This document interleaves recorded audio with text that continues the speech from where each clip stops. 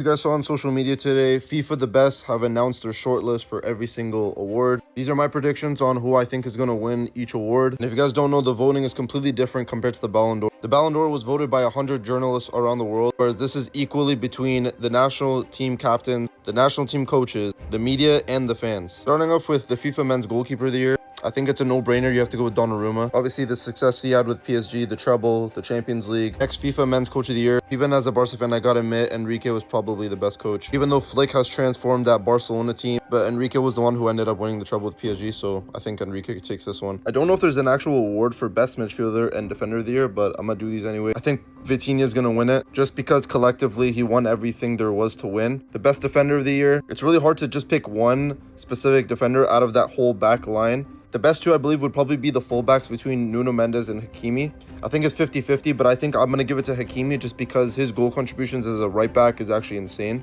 For my best 11, this is what I got. Of course, Donnarumma, Hakimi. I have Gabriel and Van Dijk and Nuno Mendes. In the midfield, I have Pedri, Vitinha. I think Palmer will get added in because of that Club World Cup performance. And then that front three, I have Lamine, Dembele, and Rafinha. I feel like Rafinha's been getting disrespected so much lately. I feel like he has gotten no recognition at all for these awards. I think the media will let him down in votes. I think the coaches will let him down. The only upside really is the fans voting. I would love for him to make this 11, but I honestly think Mbappe or Salah is probably going to make it ahead of him. Now for the men's FIFA Best Player of the Year, this is literally 50-50 between Dembele and Lamine. I feel like if you ask most of the coaches last season who was the best player in the world based off their performances, who was the toughest player to face, I feel like most of them would say Lamine Yamal, which I feel like kind of gives them the edge in this award. I think this is very similar to Rodri winning the Ballon d'Or last year, but Vinny actually ended up being the FIFA Best Player of the Year. Ballon d'Or voting is completely different compared to FIFA the Best. That's why I also think Lamine could have a chance of winning this.